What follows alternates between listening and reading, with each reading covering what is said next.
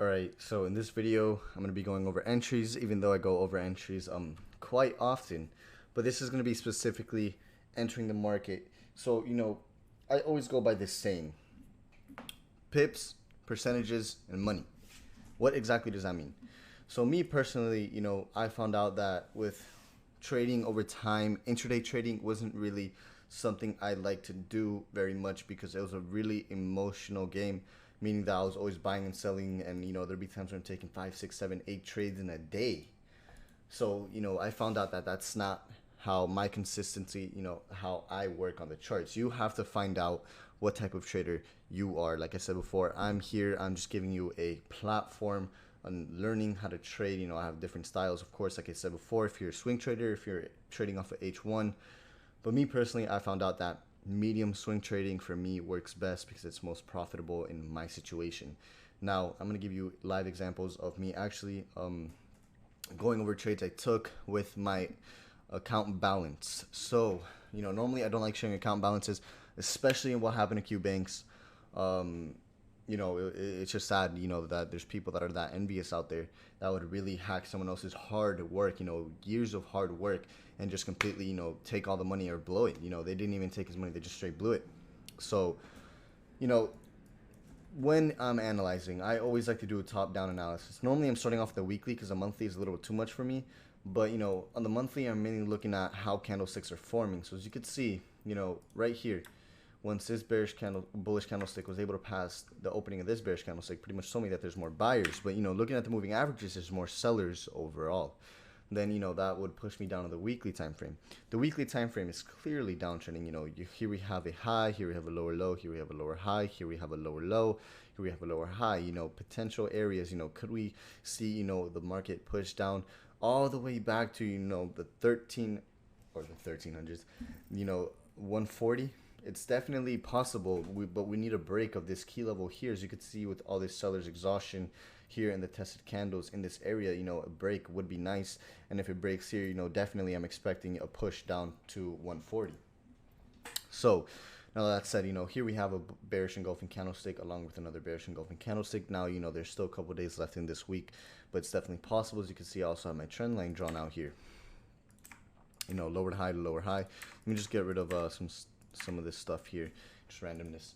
So now that I've analyzed the weekly, let's analyze daily. Daily, immediately cross moving averages, telling me that there's more sellers inside of the market.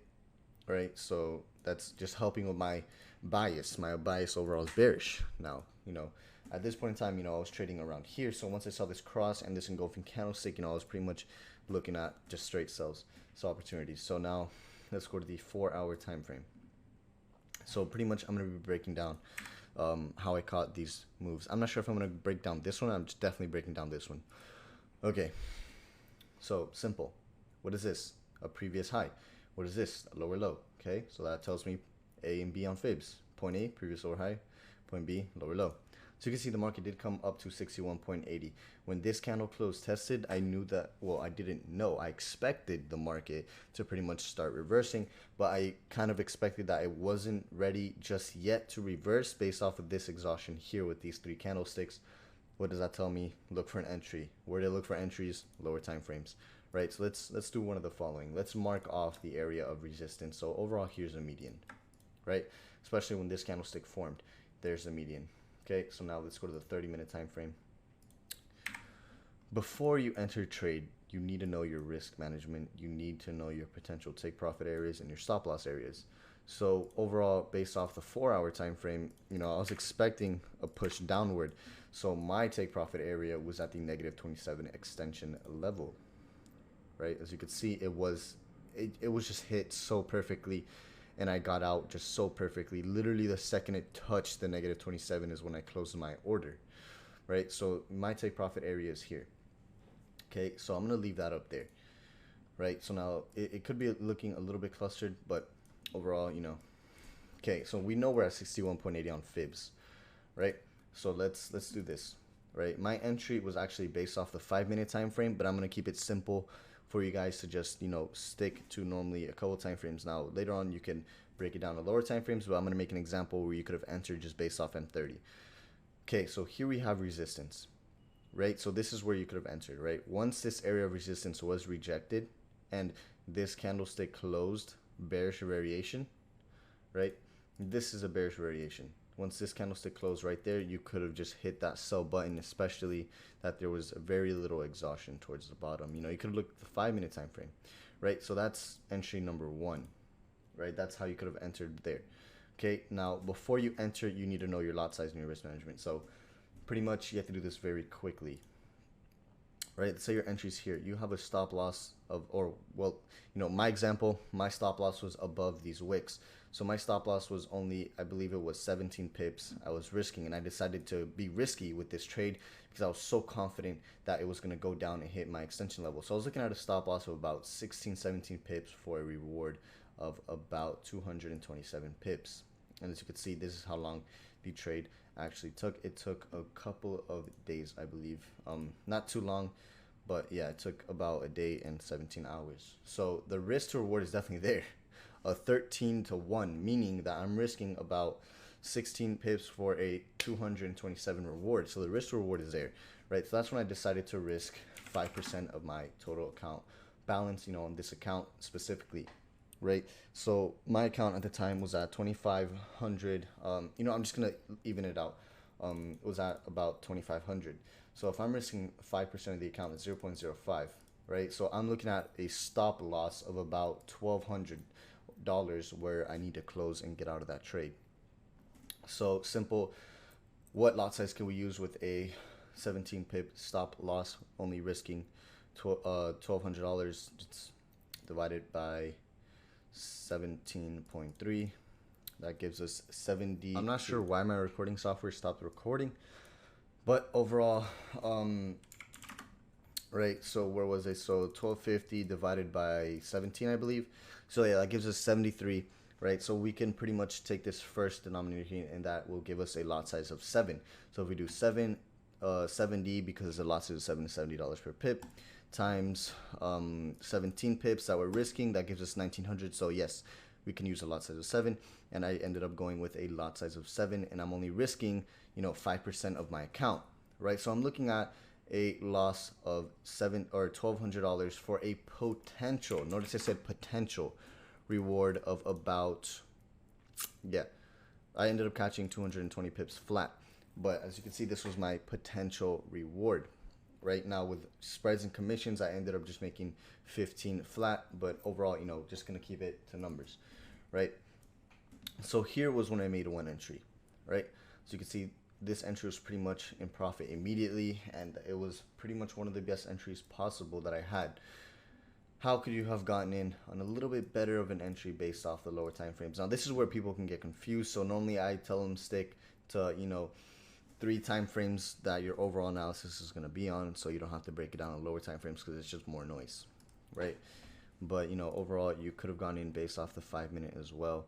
So you know, once it did reach this area and there was a rejection, you know, with this line here, so as you can see, it could have easily just kept going up, but based off the 30-minute time frame, you know, you want to wait for that confirmation. You know, we had the cross moving averages and everything, and then it's pretty much, as you can see, my entry was pretty nice. So yeah, so that's how I made that entry and ended up catching this move here. Now, how I ended up getting in again. This is the thing with swing trading. Normally, I like to scale in, right? This is why swing trading, or at least medium-term swing trading, you're just 10 times more profitable than trading intraday. Because intraday trading, you're taking lots of trades, right? Normally, you know, with swing trading, you're taking 2 trades, but your profit is insane. So we're going to talk about the risk management after that. You know, the risk management of, you know, medium-term swing trading versus intraday swing trading right now after this example here. So pretty much, you know, the market pretty much came up, tested the previous broken support, rejected it. So I was kind of expecting the market to go back down, but I didn't. You know, I missed an opportunity to pretty much re-enter because I did not like the exhaustion on this wick. But after that, you know, this kind of freaked me out here because of volatility. You know, we had a cross moving averages, especially on a more reliable time frame such as a 30-minute. But you know, we're pretty much maintaining downtrend structure the entire time, and EMAs were still red over blue at that point in time. So pretty much once the market had come down, formed this Tesla candle, I knew it was just retesting that resistance again. So that's when, you know, I calmed myself down and relaxed. So it came back up yet again, and then that's when I started getting a little bit nervous. But overall, you know, it ended up forming kind of this variation pattern here, and that's when I did decide to enter the market again. Risk to reward, you know, I entered based off of this right here, selling right at the resistance. I only had a stop loss of 13 pips here, but with this trade, since I'm already in profit, you know, I'm using the equity from my first order. So how much was I up again? I believe let's do the math really quick for that. So I was up about 47 pips. So let's check that.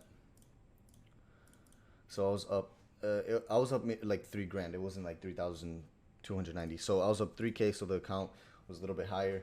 So then I decided to actually put a lot size of 3 just to play it safe. You know, I only wanted to risk $300, and you know, I had my stop loss for this order above this resistance as well. So I take a little loss, but you know, overall the profit, you know, I had my stop loss for this order at 2K.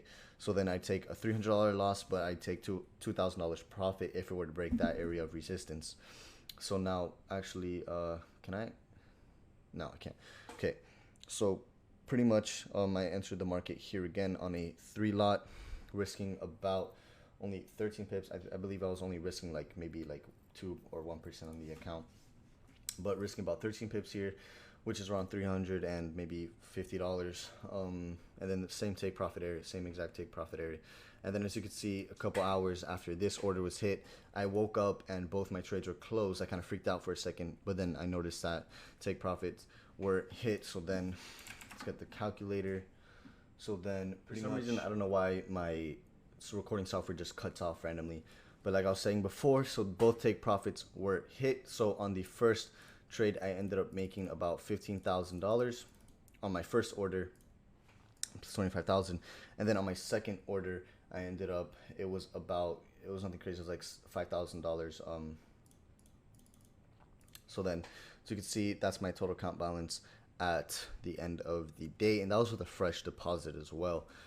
So then, as you can see, you know, medium-term swing trading benefited me way more than intraday trading. So let's say in intraday trading, you would have caught this move here, which would have been, you know, 100 pips. Now let's say you would have caught that move here, you know, that's 150 pips. So as you can see, you know, for me, I like medium-term swing trading a lot more than just intraday trading, because you probably would have closed that order, tried buying here, you know, maybe took a loss somewhere here and there. But overall, you know, I just like medium-term swing trading.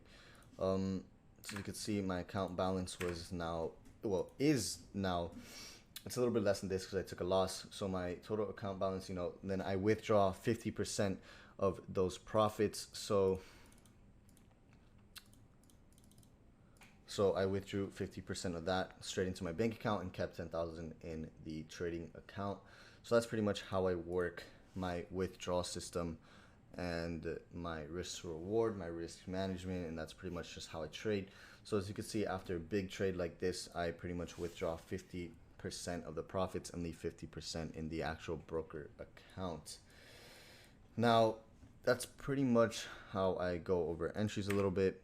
So then, you know, you can have your trading system intact. If you don't have a risk management system, then it's just not going to work. Overall, like I said before, you know, risk management is extremely important. Now, if you watch the risk management video, you should know what you should do for your risk management. And, you know, I just found that medium-term swing trading is just way more profitable for me to actually trade that way instead of intraday trading.